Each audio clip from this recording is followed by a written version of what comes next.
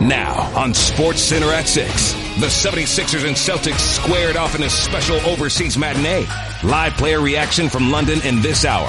Ahead of a big Eastern Conference matchup tonight between the Cavs and Raptors. LeBron James is talking about retirement, but there's one specific reason he's not ready to hang them up quite yet. Plus, Le'Veon Bell throws down a gauntlet on his future in Pittsburgh. What kind of impact will it have on the Steelers heading into the playoffs this weekend?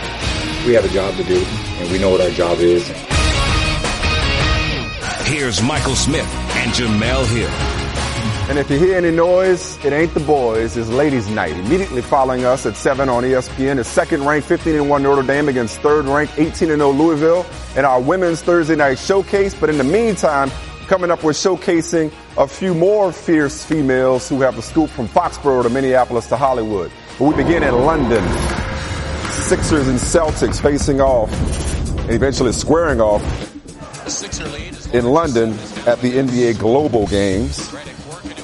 Everybody was all smiles and real cheery early on. It got chippy later. Let's pick it up late in the first with the Celtics down 4. Kyrie Irving made the trip across the flat earth, across the pond. That was not his will on that play with Embiid with the rejection. J.J. Redick in transition for 3 of his 18 first half points. Ben Simmons with a tough fadeaway jumper, putting the Sixers up 22, which means that Boston had Philly right where they wanted them. Kyrie knocking down to 3, bring the Celtics within 14, and then later, tough fall away. That kid was born to put the ball in the basket.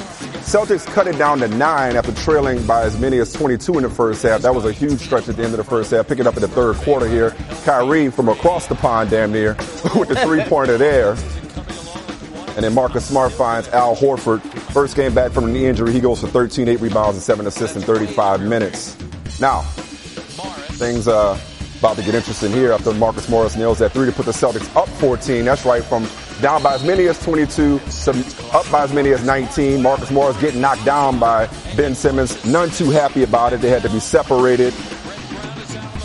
Take another look. So Simmons might have, leaned his shoulder just a tad into Marcus Morris, which upset him. Doesn't take much to set a Morris went off, am I right? Yeah. You knew he was going to be involved. Celtics going to win 114-103, now won 7 straight after that 5-6 stretch. They're 8-5 in games when trailing by 13 or more this season. Amazing. Some 76ers highlights got in, and they weren't winning. Wow, what a shock. Did you hear how unenthused I was about it? I did. Celtics comeback took place over the final 30 minutes and 30 seconds of the game where they outscored the 76ers by 33 points.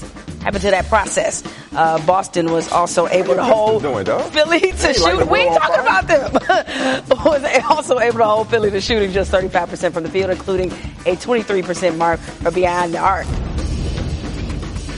All right, you think Le'Veon Bell will be all business and focus on unfinished business, as in the last time we saw him in the postseason, he was leaving last year's AFC title game with injury after 6 carries and 20 yards, and yet Juice has the 4th most rushing yards through 3 career postseason games in NFL history.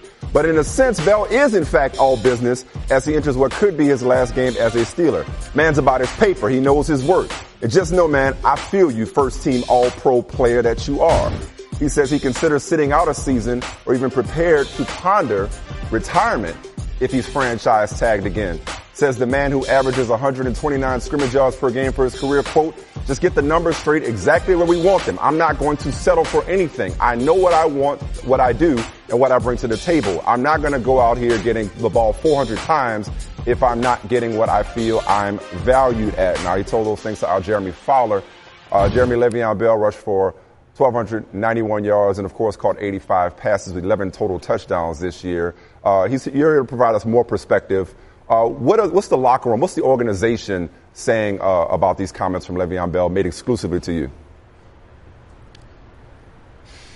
Well, I haven't heard anything from the organization yet, Mike, because I actually just spoke with Bell today at his locker before practice, and it happened pretty quickly and organically. I was just really trying to find out what's 2018 going to be like for you. So it wasn't like Bell stood up and made some sort of declarative statement, this is what I want for the future to try to be a playoff distraction. It was really just him being honest, and he's always been honest with me in the past, so I did appreciate him just really saying, look, this is where my life's at right now. I'm good with my money. I have money stashed away. I'm good with my family, and really I love football, but I don't need it. So if I'm forced to walk away, it's going to be all about value. And he told me this is significant.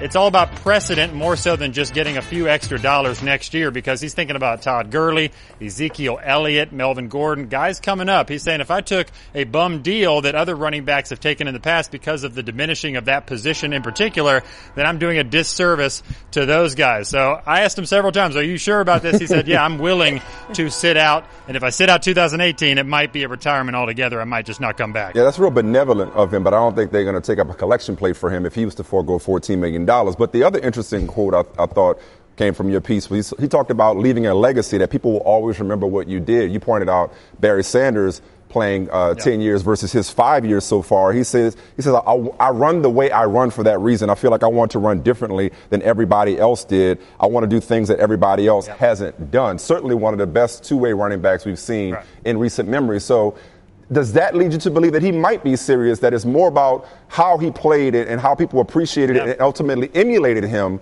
than it is about compiling stats and obviously money?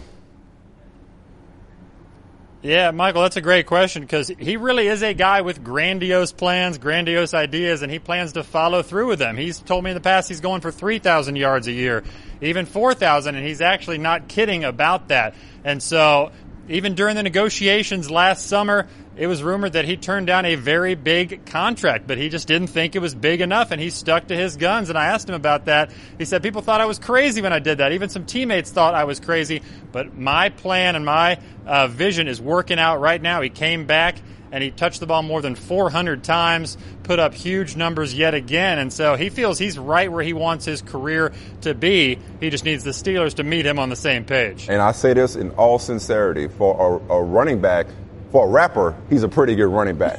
He could always drop an album if he decides to stop, dropping the shoulder on tacklers. Way to drop knowledge, Jeremy Fowler. Nice work out of you. Thank you. Darren, his reaction. I know. I saw it on the side of my. Just hit him with I tried to focus. Really? Yeah. Really? Right now? Right now? Right now? So you clearly have a problem. You have a problem with the timing of him saying this, even though, as Jeremy said, this was organic. Yeah, he didn't. It was organic. He wasn't trying to make a statement. Listen, he wasn't trying to make a statement. Again, this is my favorite player. All the way across the board in the NFL. This is my guy. Yeah. So, and of course, I want him to get paid. And he has grandiose ideas, like Jeremy said, and he wants to set precedents. I get all that.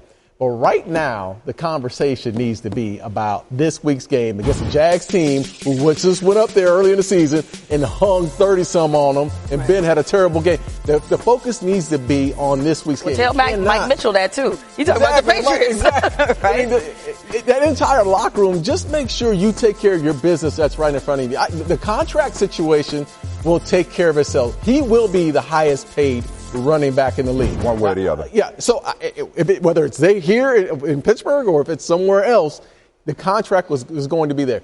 Deflect all that information to your agent. Right now, he needs to be concerned about the 52 other guys in that locker room. Can he be concerned about two things at the same time? Well, you can. Certain guys can. And in the locker room, they know how to deal with people chirping. Certain guys have a driving factor. Yeah. Something drives them on a day-to-day basis. This may be it. The contract situation may be driving him to go out and practice hard, play the game a certain way.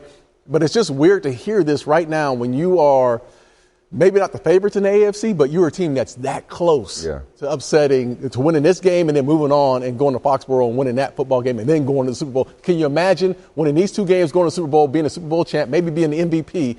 What is your contract going to look like then? Just take care of your business. Definitely a special player. And as far-fetched as it would be for him to sit out a year and retire at such a young age, we've seen people retire earlier before, and you cannot say that he has not left his mark with the way people are copying his hesitation running style in a lot of ways. Retiring. I'm just appreciating his style. Right. Okay. Like I appreciate your style. Okay. I don't think he'll retire. That's all I'm doing.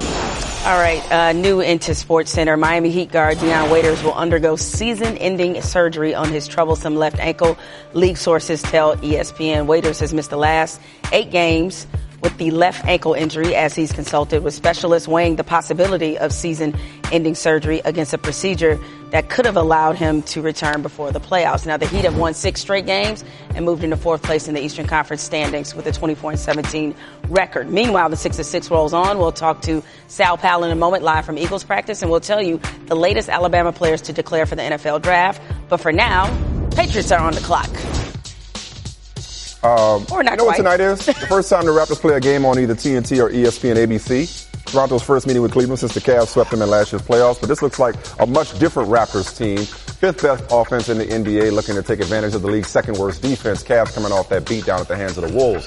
Raptors have won 17 in the last 21 games. Second best record in the NBA over that stretch, behind only the Warriors. Now, as for the Cavs, according to our Basketball Power Index, Cleveland has the toughest January-February schedule of any Eastern Conference team at Toronto, then Indiana, before facing the Warriors at home on Monday.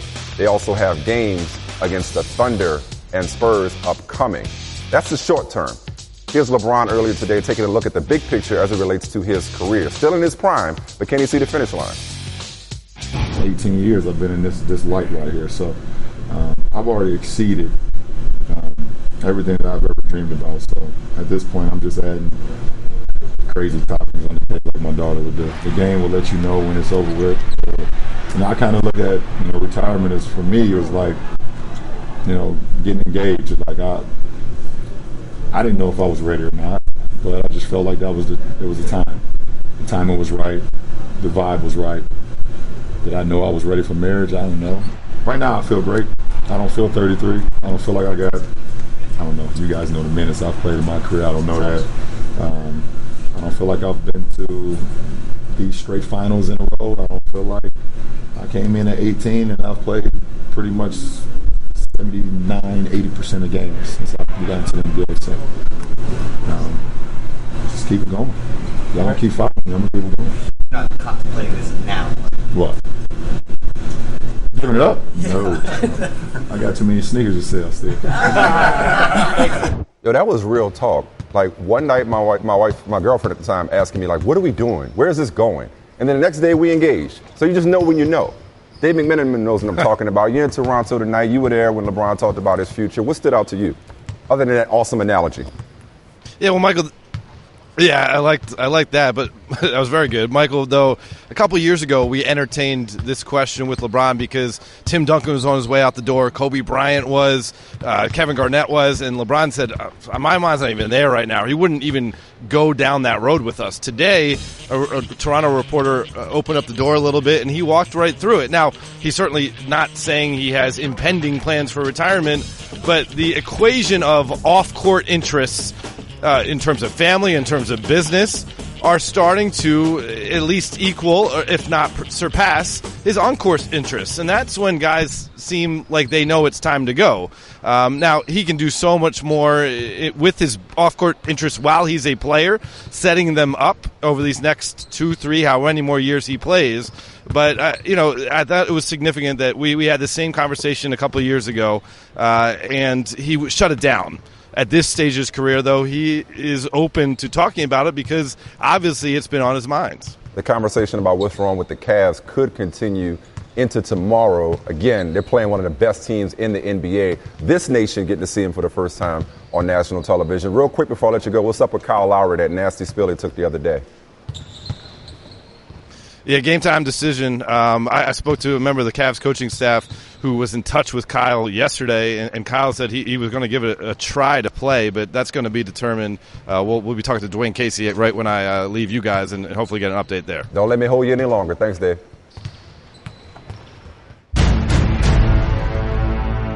This is one of the best football environments in the National Football League. These are the types of teams that you've got to beat if you want to be the champs at their place. Throw back shoulder left for Gronkowski. Makes a twisting one-handed catch. Touchdown! And this is what I've worked hard for, to get in these kinds of games. What a play Marcus Mariota threw and caught a touchdown pass. You run out of adjectives with Brady under center. He's been the best for quite some time. That's your quarterback! Impressive football team. They do a lot of things well. Derrick Henry to pay dirt. There is shock in KC. We all have high expectations, but you got to go out there and earn it. Whatever it takes, I'm willing to do it. We work pretty hard to get to this point. It's a great opportunity. It's a good time of year to be playing football.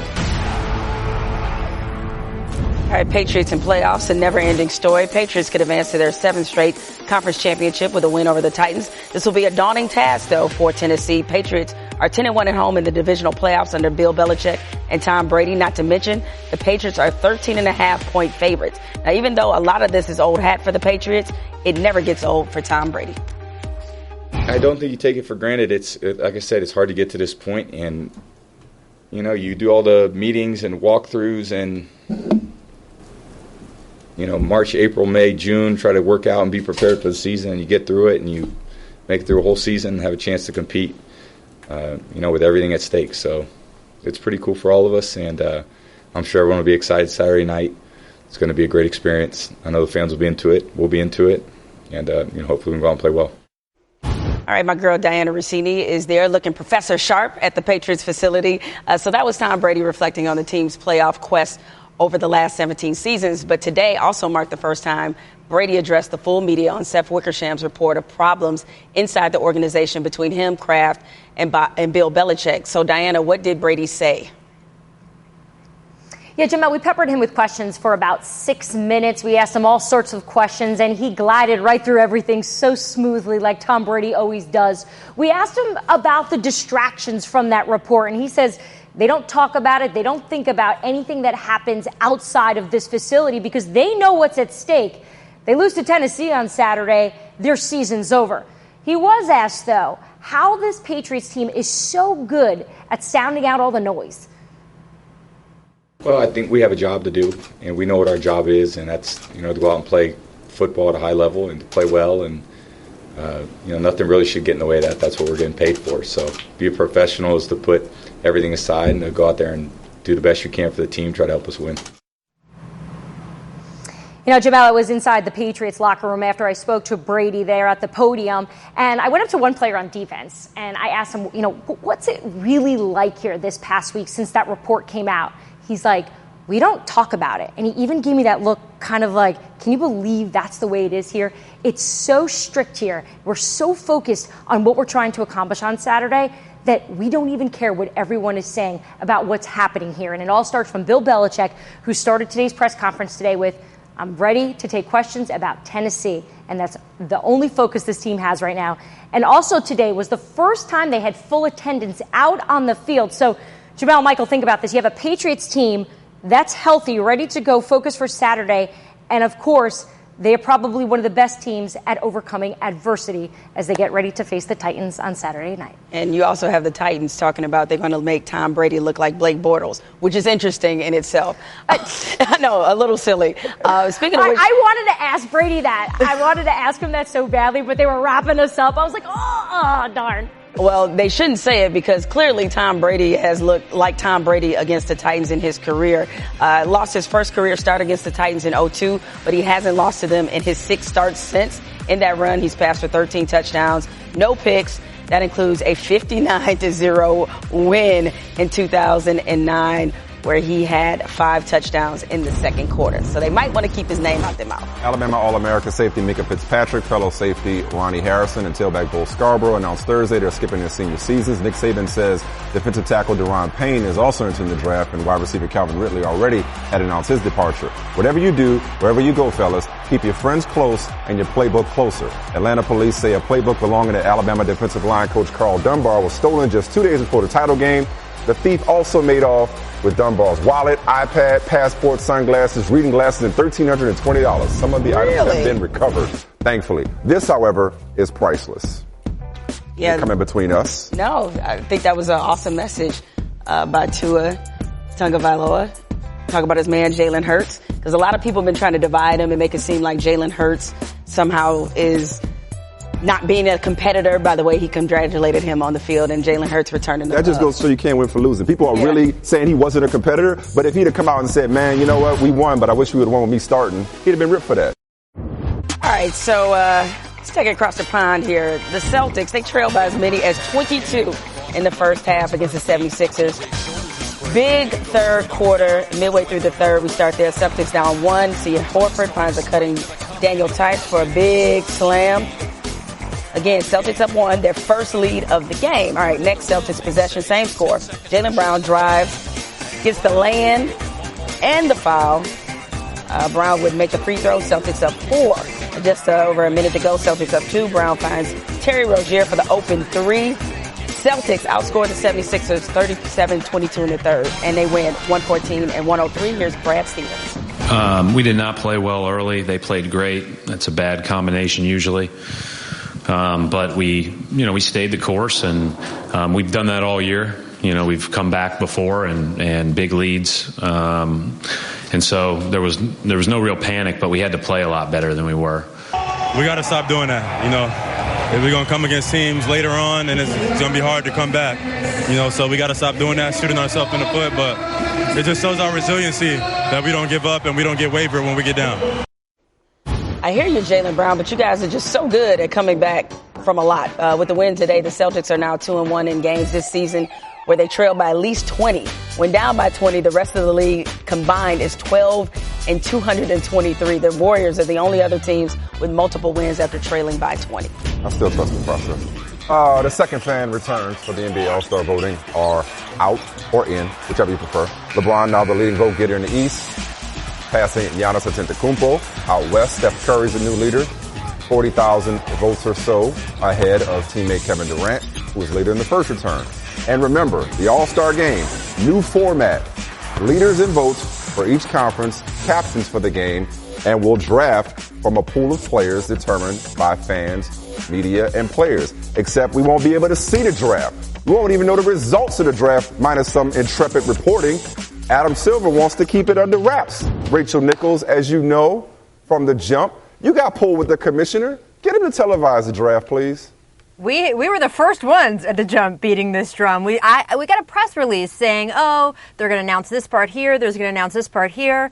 And I looked at it, and I called one of our contacts at the National NBA and said, by the way, where's the draft in this schedule? And they said, yeah, we're not doing that. And we're, whoa, what? That was the whole point here. Supposedly, the way to spice up the All-Star game, which has not been good over the past couple years, was to invest players in some way. And they can't really incentivize them with money, and they can't incentivize them with just pride in their conference. So the idea was to incentivize them by knowing, hey, this guy picked me, here's where he picked me, here's the confidence he had in me, or I didn't get picked till the end. So I'm mad and I'm on a revenge tour and I'm going to show them. That's all gone because even the players, Michael, the players aren't going to know who picked when. It's basically, you might as well just pick these out of a hat. Isn't the idea to get them to take it more seriously? Wound their pride, here's the thing. You know? In all seriousness, there are still 5 weeks before the NBA All-Star Game. I am sure TNT, which has the rights to this, would be thrilled to throw it on TV. If not, I'm sure we would be happy to throw it on TV. And if there is enough fan response, I think the NBA and the NBA Players Association has to at least start listening, because you've even had guys like LeBron James, John Wall come out and say they should televise this thing. Yep. LeBron said, we're all men here. And by the way, the NHL has already done this. So we know that there aren't these hurt, terrible feelings. They're guys big have boys. fun. It was a great telecast. Alexander Ovechkin even held up a sign that says, pick me last. Yeah. Because they had a car for whoever got picked last. He's like, I need a car. All right, we'll keep that campaign going. Meanwhile, speaking of LeBron, took a big picture view ahead of tonight's game against the Raptors on the aforementioned TNT.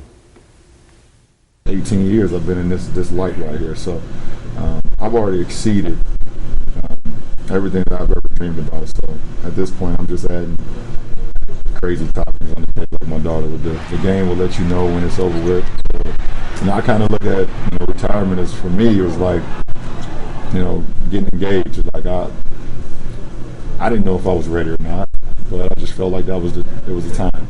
The timing was right. The vibe was right. Did I know I was ready for marriage? I don't know. Right now, I feel great. I don't feel 33. I don't feel like I don't know if you guys know the minutes I've played in my career. I don't know that. I don't feel like I've been to these straight finals in a row. I don't feel like I came in at 18 and I've played pretty much 79, 80% of games since I got into the NBA. So just keep it going. Y'all gonna keep following me. I'm gonna keep it going. You're not contemplating this now. What? Giving it up? No. I got too many sneakers to sell still. Rachel, what's your takeaway from what you just heard from LeBron? I mean, he sounds like a lot of other 33-year-olds I know trying to balance work and family and all that other stuff. But I don't think we're going to see him step away from the game anytime soon, not even in the next couple of years. Look at that man. He is in his 15th season and arguably leading the MVP race. He is very interested in his long-term legacy and sort of the package he is going to leave this game with having put together.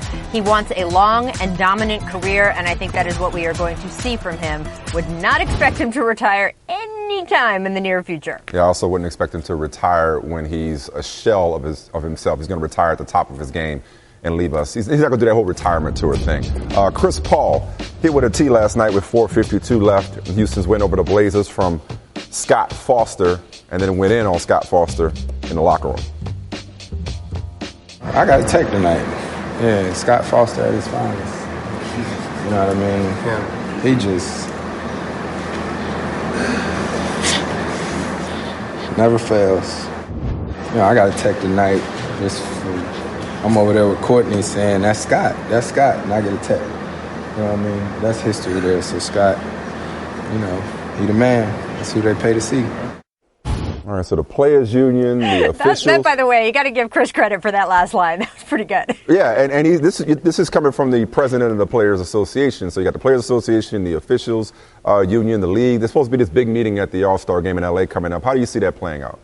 I mean, look, Adam Silver talked about this in his press conference today. He says that if you look at the number of ejections and technicals, they're not actually up this year. So the empirical evidence isn't there. What is there is the experience, right? The players and the officials feel like this has been a frustrating season.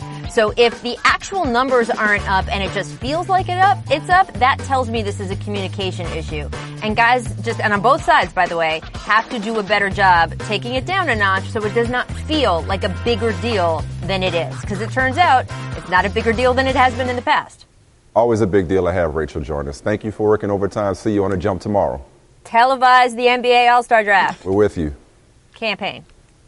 I want to join that campaign. All for it. This is a good campaign to watch. Asia Durr, one of the Player of the Year candidates this year, averaging over 20 a game for Louisville, getting warmed up for tonight's big matchup against Notre Dame. Let's take you a little bit inside to this matchup and what it means. Notre Dame, they might have its hands full. As Louisville is 18-0 this season, which is the best start to a season in school history. It's also the Cards' longest win streak in program history. Now, Louisville has weapons on offense and defense. The Cardinals are one of 3 Division I teams to rank in the top 30 in scoring offense and defense, in good company with UConn and Baylor. And joining us now, of course, women's college basketball analyst Rebecca Lobo, ahead of tonight's big matchup. Now, Rebecca, there are 4 remaining unbeaten teams. 3 are in action tonight. So which team has the best shot against UConn? Well, I think you'd have to start with the team that was the last one to beat them, and that's Mississippi State. 4 of their starters this year played in that game a year ago in the national semifinals where they beat UConn. They've got 6'7" Tierra McCowan this year, who's having a monster year, over 20 points and 12 rebounds a game. So that's a team, and their ability to play defense, they're dangerous. I think another one is Louisville. We're going to see them here tonight, and one of the big reasons why is Asia Durr. She is one of the toughest guards in the country in terms of her ability to score one-on-one. The last undefeated team, Tennessee, they've got a couple freshmen in their starting lineup. They're young, but by the end of the season, they'll be a little bit more seasoned. But right now, Mississippi State and Louisville would be the undefeateds that you would say have the best chance. All right, now Asia Durr, as you just mentioned, is a legit Player of the Year candidate, along with Arike Ogunbowale, both averaging over 20 points per game. What impresses you the most about both of their games? Arike Ogunbowale is simply a scorer. She's leading the ACC in scoring right now. She's had 3 games in a row of 20-plus points. She's got a big, strong frame for a guard. She'll get out in transition, not afraid to take threes, take it to the basket, use her strength. She's a fearless scorer. And then Asia Durr is probably the most pro-ready player from the guard position in the college game right now because of her ability with a really quick release on the three-point shot, shooting 48% from there. She's got a great pull-up game off the dribble. She is a joy to watch. Had 46 earlier this season against Ohio State, both of these players are worth tuning in for tonight. Yeah, I agree. Unbelievable that Notre Dame is still number 2 despite all the injuries they have. Can't believe they're only dressing 7 scholarship players. Thanks, Rebecca, for joining us. Hey, Jamel, thank you. The Eagle likes to soar. Touchdown! Falcon is aggressive. And it's caught! Oh my goodness! Falcons, Eagles. Both teams run it. Both teams are good defending the run. We are natural hunting creatures. Rush coming and they get it. Fast, they're flying to the football. They're playing their best defense at the right time. We're going to go out there with this edge that we have. Close look. Close fight. Magnificent! A wild card team favored over the number 1 seed. People doubting us every week, so we just want to go out and shut those doubters up. We're not here just to get here. We want to make noise while we're here. It's going to be loud. It's going to be cold. We're going to be ready to go out there and play our best game. Birds of a feather locked together. Sal, you know the question before I ask it. How's Nick Foles looking as he prepares for Saturday's game against Atlanta? You know, Michael, he looks good and he sounds good, but we're not going to know for real until Saturday night. And this is Philly, and we like to keep it real. So I asked Doug Peterson today, you know, has this team gotten over the shock? What evidence is there that this team has gotten over the shock that Carson Wentz is not coming back? Listen to his answer. The train's still kind of moving, even though we're sick to our stomachs that these guys aren't with us, you know, out there on the field. The train's still moving. And the sooner we get over that, you know, and get on to the next order of business, the better we're going to become. And so, but that's a process. That doesn't happen overnight. You know what I'm saying? It takes a little time. Now we've had that time, you know, and we moved on, and we, you know, have a great opportunity sitting here in front of us today.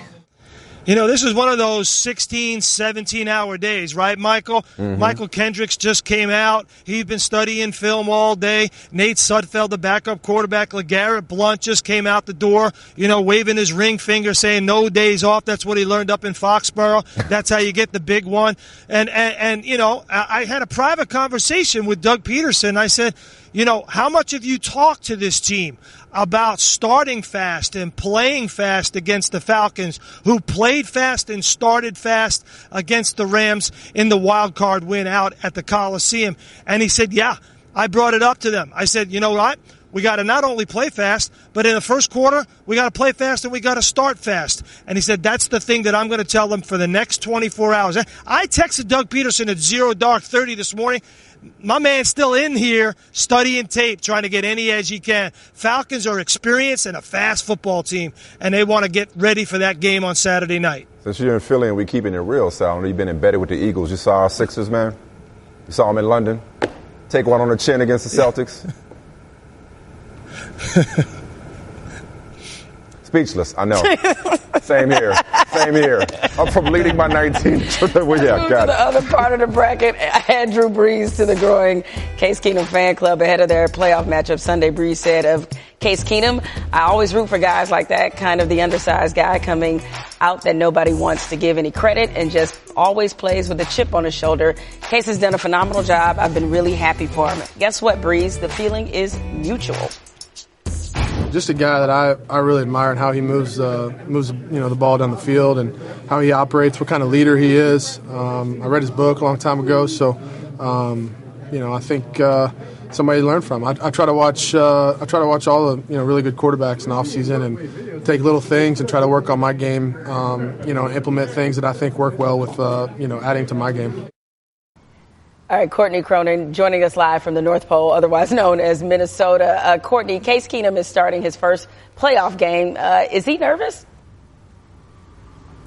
Well, Jemele, take a look at how he started his season here with the Vikings. Gets thrown into the fire in week 2. From that point on, he never knew if he was really going to be the starter. Always been talked about whether somebody's going to be pulled in place of Case Keenum. And I mean this sincerely. I'm around him every single week, and you hear the exact same thing. Taking this one day at a time, one game at a time. Honestly, he's the world's most sincere broken record. And he has every right to be. He's not thinking ahead as far as where he'll land in 2018, or even sooner than that, as far as getting his team past this weekend and to an NFC championship and then a trip to the Super Bowl, which makes it that much easier for him to stay in the now. And it's something that his teammates echo as well.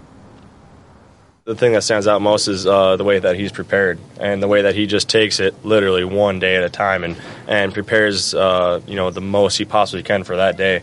And it really does take a lot of pressure off us because we know that he's prepared. We know he's going to get us in the right plays, and we know he's going to find the right guy. Not really putting too much in perspective, not really looking too much at the big picture. I'm keeping my blinders on and thinking about what's going on right now.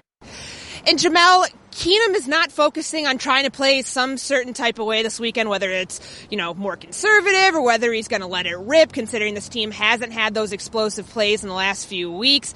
He's focusing on not trying to be anyone other than himself, and that's what got them here and got him here in the first place. All right, Courtney, thank you so much for joining us. And for your sake, I hope that the Vikings make the Super Bowl to make all of this worth it for you at the very least. So thanks for joining us. All right, we're about 10 minutes away from this clash of the Titans, our Thursday Women's Night Showcase featuring two of the top teams in the nation. You had Notre Dame taking on 18-0 Louisville, the number 3 team in the country versus the number 2, 7 p.m. Eastern on ESPN. Also available on the ESPN app. I appreciate that you're a Louisville person. Yeah. I'm a Louisville kind of guy. The Louisville people will tell you it's Louisville. I know. Anyway, here's Saints defensive end Cameron Jordan on his early memories of growing up in Minnesota, who we were just talking about a minute ago. My memories of that young childhood is sort of in and out. I remember jumping in some leaves, it was so cold outside we got locked out of a car, being at an away game or something where it was snowing and I was miserable and I was like, I hate football. All right, my boys Steve Levy and Michael Eaves will be holding down the 11 o'clock Sports Center. A lot of stuff to get to. Cavs, Raptors as the Cavs try to bounce back. Also, top plays of the first half from the NBA and more talk about Titans and Patriots. Lots of sports, lots of coverage. What else do you want me to say? That's what it is. Department of Army filed an opposition with the U.S. Trademark and Patent Office against Vegas Golden Knights ownership for using a similar name, the Golden Knights, and certainly a similar color pattern. The Golden Knights are a parachuting operation in the U.S. Army. The sports teams are the Black Knights. I love the rebuttal on the part of the hockey team saying at no point did anybody come to our games expecting to see a parachuting display. So show me the lie, right? This is your team, though, right? Yes. That's right? My squad. That's your adopted squad. That's my squad. I jumped on the bandwagon early as an expansion year early. Yes. It's an expansion year early. Yeah, every night I never miss a Golden Knights game. It seems like not a nonsensical fight, but it's just like why? Chris Paul, he scored an uncontested layup in the final seconds of this game. Instead of running out the clock, Damian Lillard, not real happy about it, expressed his feelings afterwards and basically said, man, what did that get you? Right. And look, everybody knows how super competitive Chris Paul is. Not surprised. He bet his match in chippiness. Damian Lillard just... Oh, totally. Yeah. But you know what they say, if you don't like it, stop it, right? And yeah, but that's my guy. You don't need it. He had to do that. No, but... It was a layup. It wasn't a three-pointer. It was whatever. Right. So, but I get why he was a little upset. It was in Damian Lillard. This is my mood every day, right here. Rodney Hood got ejected, received a second technical, and then he should be receiving a fine for that. Hopefully that wasn't an iPhone X, my man, but you know what? Hope he had insurance. Yeah. Hope it didn't crack. Yeah, usually about $25,000 for interacting with fans. So that's like mood? Mood. Yours truly, absolutely. I want to put 2 other letters with it, but I'm not. No doubt. But you know, I know what they are. You know what they are. Before we call it a day, who had a good day? All right. Remember former South Carolina star Marcus Lattimore? Well, he's going to be returning to be an assistant coach with the Gamecocks football program. His NFL career, as you remember, were derailed by 2 knee injuries, one of which was very gruesome that he suffered in college. One of the most popular players in that USC history. Hey, the story, or the highlight last night was Lauri Markkanen having 8 threes and 30-some-odd points for the Bulls in that double overtime win against the Knicks. But the story, first time in NBA history, we believe, the Bulls took their moms on a trip. Sightseeing, spa treatment, team dinner. That's how you do it. Fantastic. All right, that's it for us. Notre Dame, Louisville is next. That's how you take care of the hands that once took care of you.